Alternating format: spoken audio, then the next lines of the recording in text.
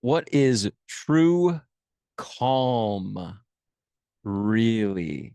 What is it all about? Is it just about suppressing stress or something else? And how about this? Is personal development really personal? Is it all about you, or is there more involved? We are going to dive into those two topics today. So let's get started. You're listening to the Begin Within Health Show with Nate Slager. For more, go to beginwithin.fit/podcast, or to enroll right now in our flagship coaching program, go to beginwithin.fit/coaching. My guest today is Dr. Edgar Reynoso Vanderhorst. He is a pediatric neonatologist and the author of the book Wellness Optimizing Yourself.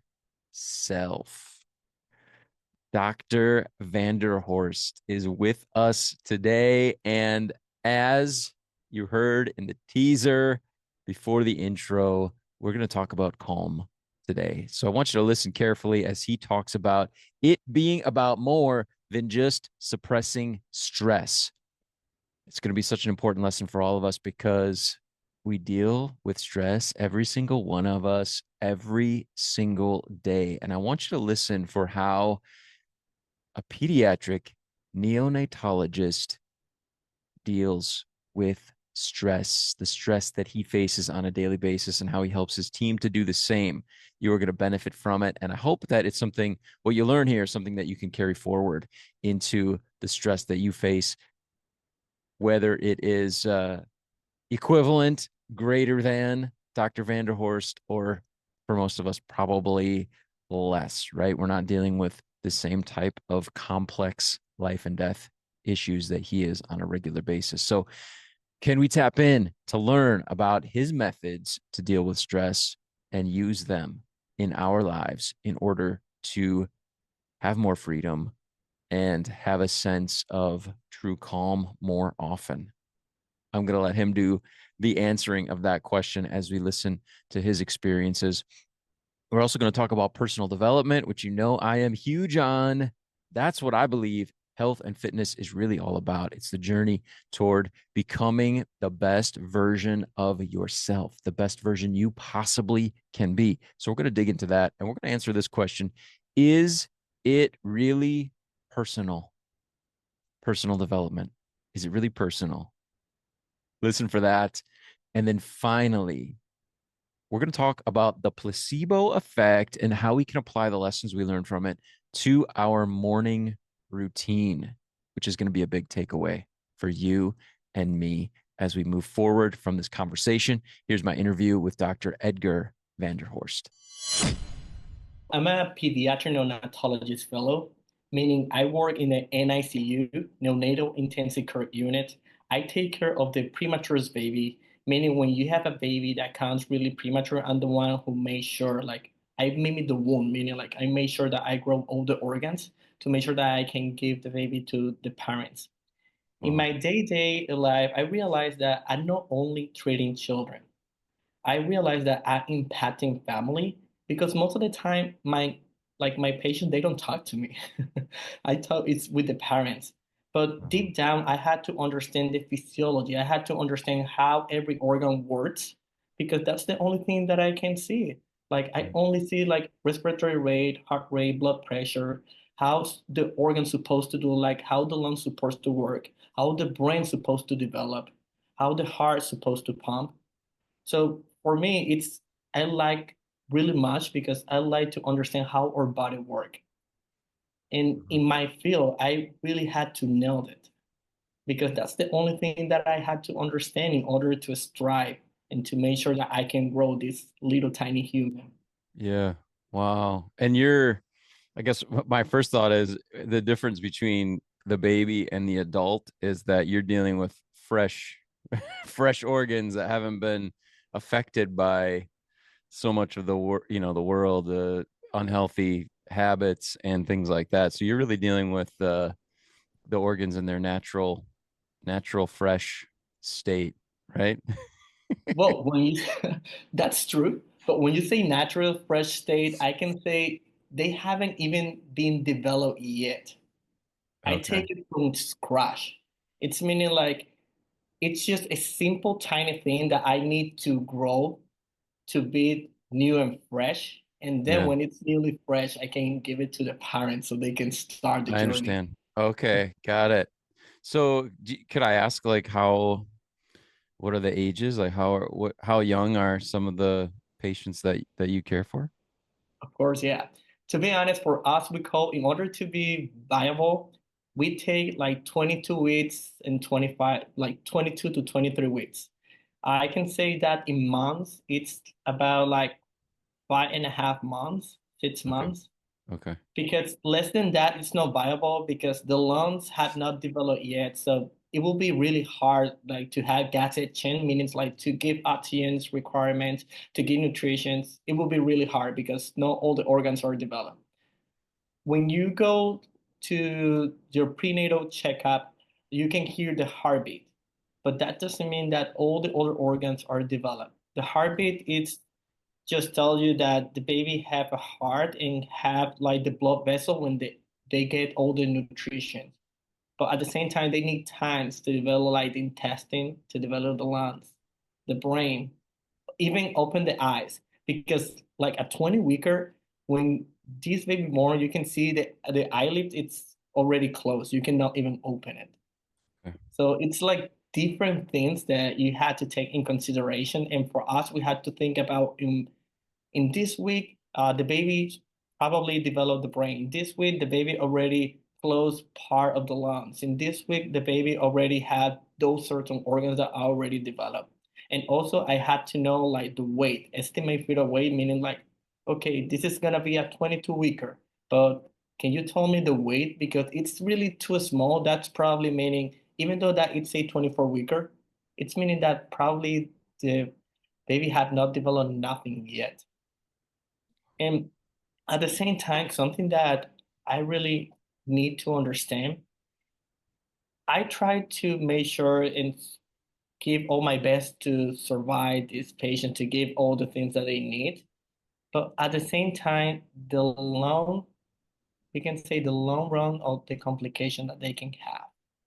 Because that doesn't mean that it's gonna be really smooth. Like I give respiratory support, I give the nutrition by the veins, but at the same time, it's what the baby needs, and the other thing is how the baby responds to all the things that I'm giving to them. Wow. Wow. So that's two different things.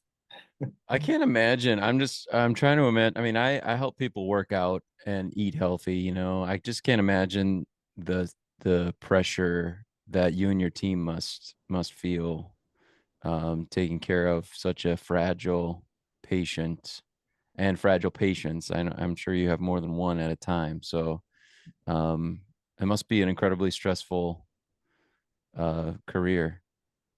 Yeah, and now that you say stressful, that's really important because I realize our choices make a big impact. And when you're under stress, you have to develop tools that help you to navigate under stress.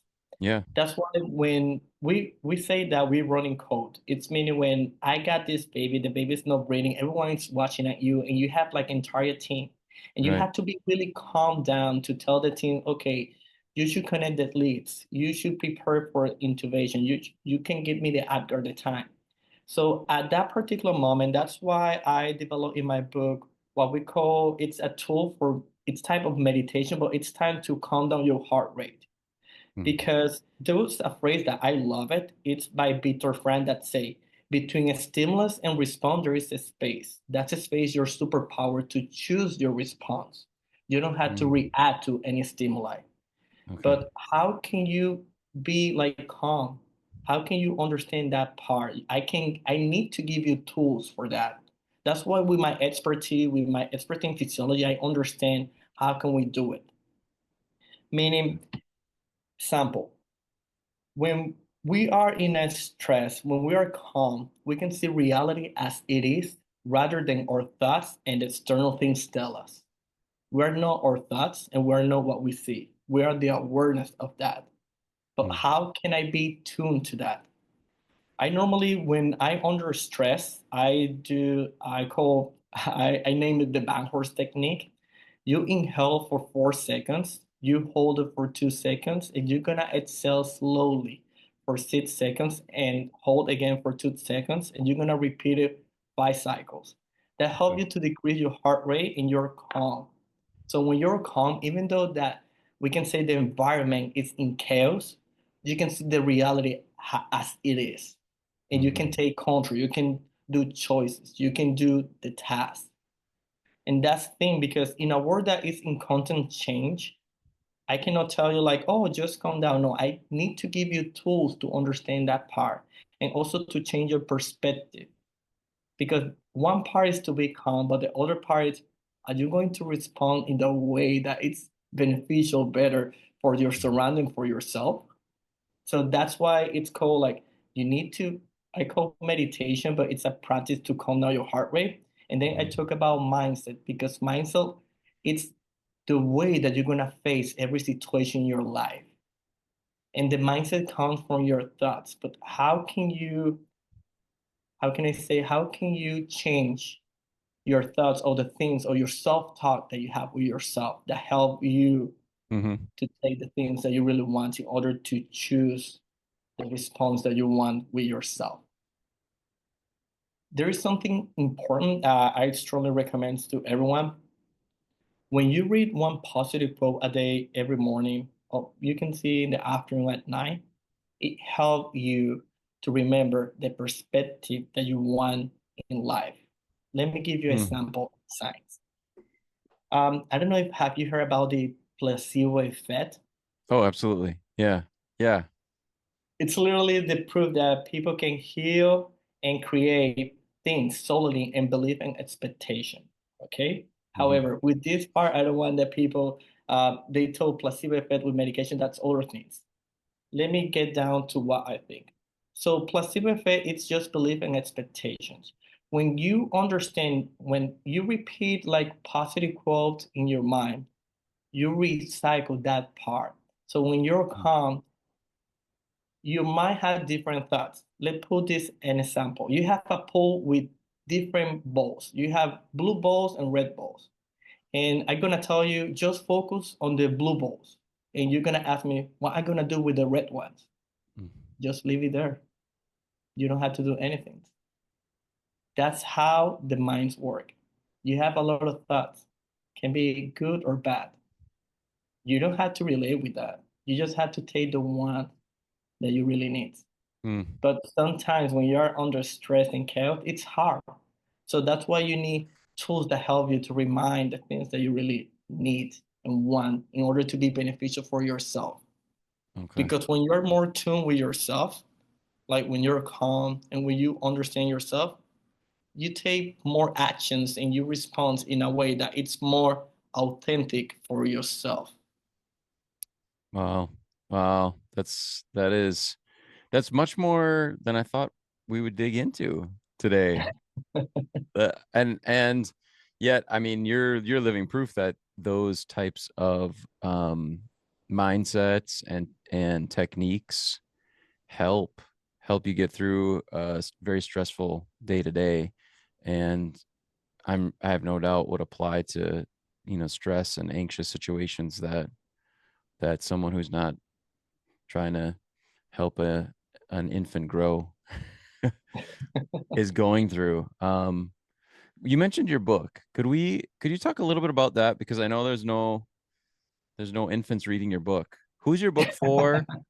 How did that come about as you were doing your day-to-day work?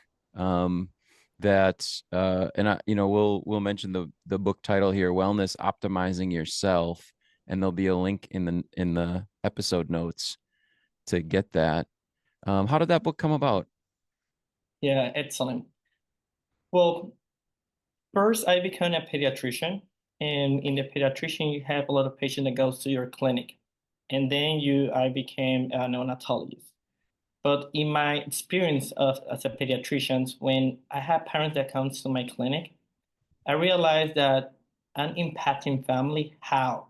because I'm giving informations to them, like how to raise the loved one. However, Mm, in that part, I realized that in order for the child to strive and to be good, I need to give tool to the parents, not to the child, because the parents are the role model for the child. So for me, the impact is not only in the child. It's not like, okay, your child, it's okay, go home. No. For me, it's how the parents are doing at home, how the parents are treating with stress, how the parents deal with things. In that regards, I started like, for me, when I started my journey, because I'm from the Dominican Republic, I did my medical school back home and I decided to come to the United States to become a pediatrician. And we had to take what we call the United States Medical License Examination. In that journey, as a we say foreign medical graduate, I had to outstay my score. I had to do medical missions, volunteer experience, had a letter of recommendation. That journey took me to digging in the world of holistic wisdom. mm, So in that part, I embody myself what does wellness practice means, but at the same time, I understand what does physiology things like what meditation do in your body, how mindset, self-love, how you had to see this body as a machine that help you to cope with stress, giving the thing that it needs, mm. how gratitude works, and at the same time, how our body and ourselves are always in uncertainty, and we don't like that. So with all this knowledge and then with the experience that I have as a pediatrician, I decide in this work, we had to grow together. In a society, you don't grow alone. Mm. But how you grow in a society, we all had to share our experience. We had to share our knowledge or information. So with this regard, I say to myself, if I want to give my blueprints to the world, if I really want to make a change, just share the information that I got it and the information that helped me to become the best version of myself. Mm. With this book, you can take the things that can help you. Some things will help you, some others don't. But it's just share information, build vulnerable with everyone human being. That's how we grow as a society. We Wow. don't grow alone. So for me, it's just my book. It's for everyone who really wants to change their life or really want to learn a new perspective of how to become the best version on themselves. But it's not only reading. This book, it's give you tools because it's easy to say, oh, be yourself. But what does it take to be yourself? Give me something that I can do in my daily life. Because I work with different parents. I say like I had to wake up every morning. I had to go to work because I'm the breadwinner for my family. I don't have time like to people say you have to take time. Yeah, but how can I do it? Because my life it's so stressful every day. So that's why my book it give you tangible tools that you can do in your daily life that help you to strive as the human being that you want it to be. Wow. I like the theme that I'm hearing as I'm listening, as you are a pediatrician, as you're working in the NICU now, that you're very conscious of the fact that you are helping more than just your patients, that you're working with parents and families and a community. And that, so that if I'm right, that's where that book came from, your desire to help pass on information that would benefit others the same way that you've been benefited. That's pretty cool. I like that a lot. Um, I'm Thank curious, I know we just have a few minutes left, but um, of all of your medical knowledge as well as the things that you pass on in your book, which might be the place where you feel like most people could start, or the best place for them to get started in making a shift toward becoming a better version of themselves? Those are good questions. For me, I really need to say you have to have the curiosity in yourself Mm, to have a change.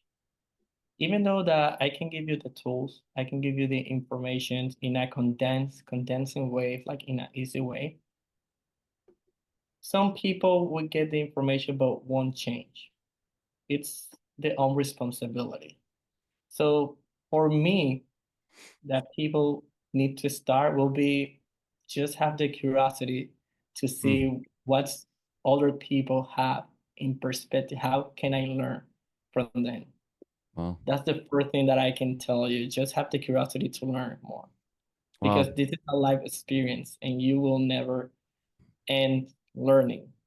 Even me, like I still yeah. learning.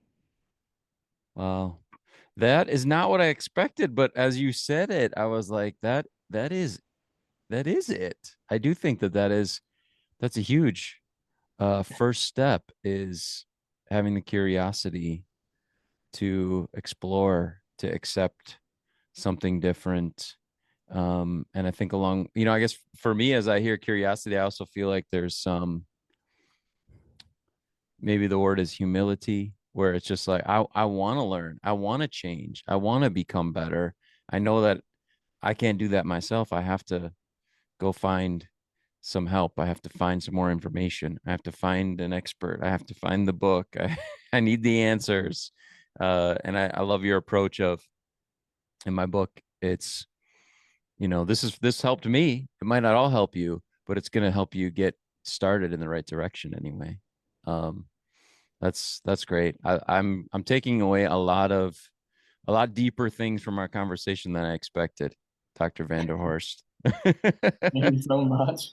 Oh Um, man. So the book again is it's available on Amazon, right? We'll have the link in the show notes. Wellness Optimizing Yourself.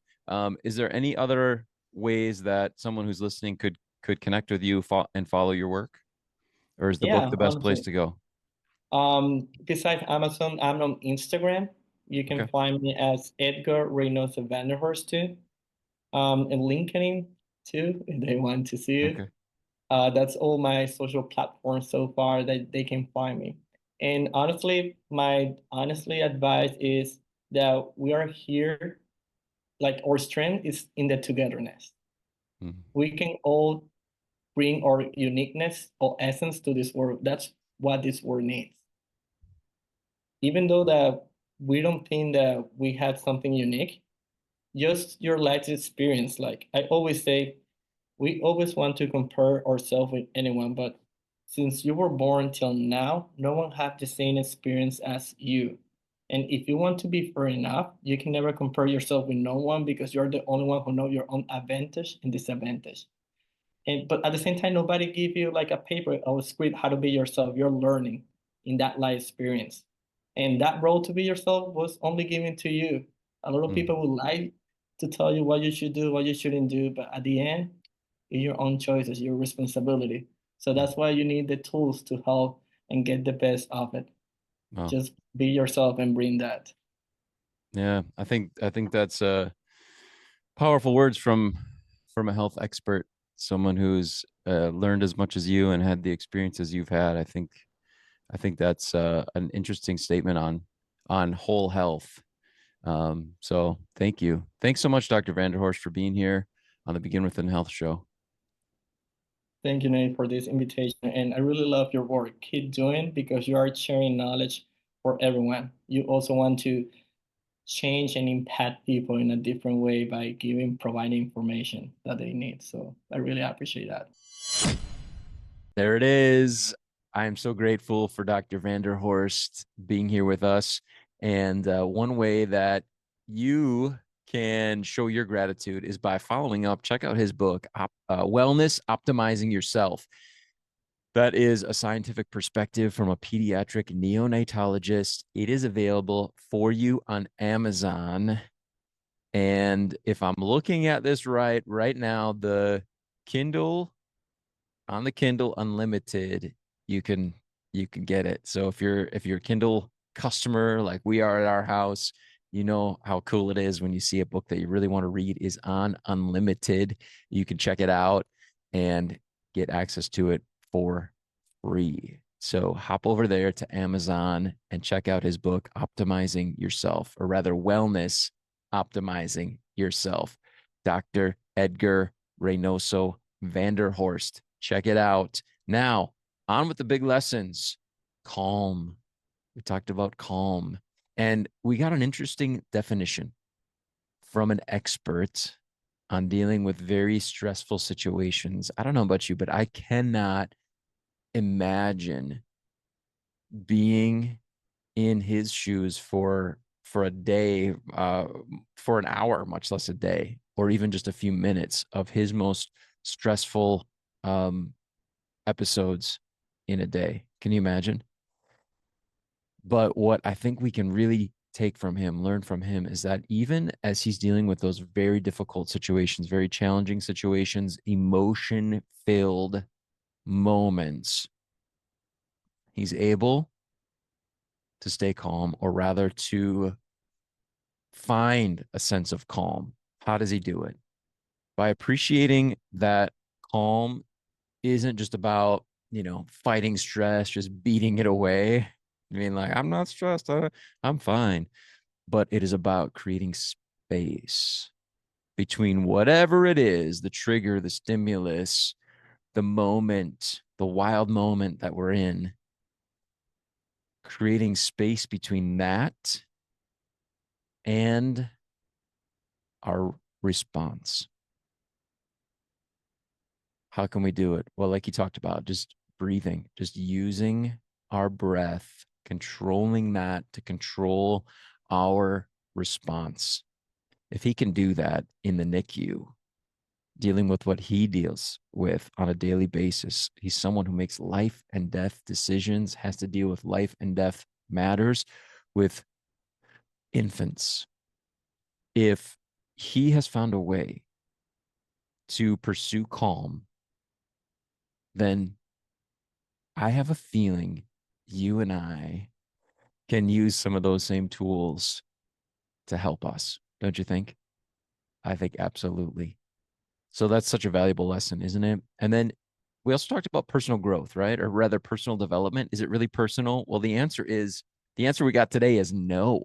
It's not personal. Personal development is not personal.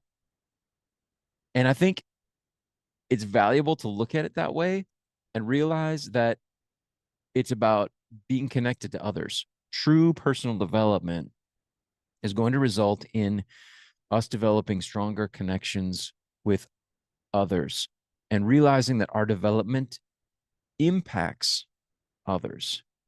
If it's all about you, when you're thinking about personal development,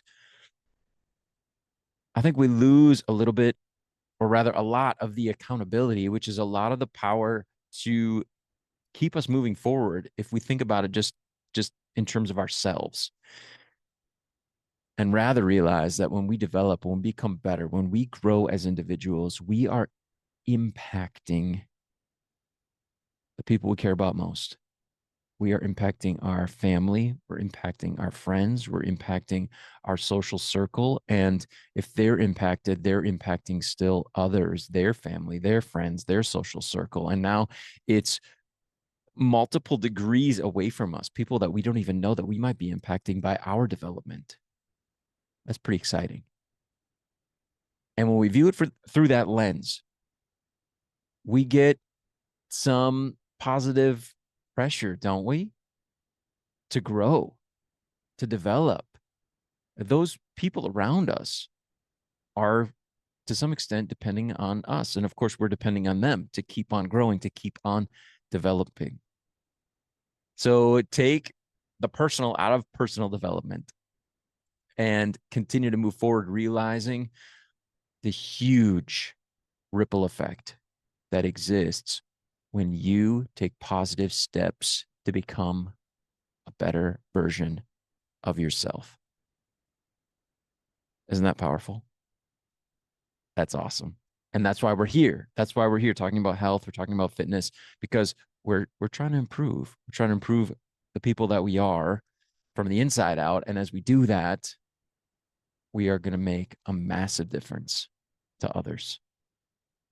Stop and reflect on that and use it. Use that positive pressure to continue to take action toward becoming a healthier version of yourself. And then finally, we talked about the placebo effect. Here's a doctor that understands how that works and understands that what we feed our mind creates real changes, real physical changes. We've talked about that before on the show here, the power of understanding the placebo effect. This is where I just think that what I'm doing is helping, and as a result it actually helps. So what if we harness some of the power of that positive thinking, right? And so we talked about how the morning mindset can end up shaping the entire day, right? Take a moment to have a more positive view at the beginning of the day, knowing that we can respond calmly to stressors, for example, knowing that growth is possible for us and there's a ripple effect outside of us to other people, and start the day in a positive way, looking for those opportunities to do those things. When we do that, it can create real change within us, and the day might end up totally different for us than it would have began, or than when it began, right? If we hadn't had those positive thoughts to start the day. And that takes me to the action step that I'm going to encourage you to take to start your day if you're not already doing this. This is something that we are huge on at our house, big on this. And you may have heard me talk about it before. And I want to really encourage you to do this, especially in view of what we talked about today, because it's going to check so many of the boxes that we just went through on those lessons that we picked up from the interview. Start a daily practice of reading something positive. Start early in the day. I'm talking about as early as you possibly can. First thing in the morning, read a positive quote. Focus on it. Go to a book that helps you with personal development, or try one. Ask for recommendations. Do some Google searches. Start the day with reading at least one passage, one scripture, one positive quote. Even just Google positive quote and just take a look at one, write it down, and focus on it. Spend some time doing that. Keep it visible throughout the day. Find ways you can do that. Send, Amanda loves to send herself emails. I don't do that, but she'll do that. Send yourself an email so you see it in your inbox when you peek at it, see it in the subject line. Find ways to do that. Take a screenshot of it and then look at it throughout the day. Set that photo as your screen background for the day. Focus on it throughout the day. It will help you to focus your mind and look for the positive, right? Similar to how the placebo effect can create real physical changes through the belief that we're doing something positive for ourselves. We can do this every single day. Get that mind focused on something positive right off the bat.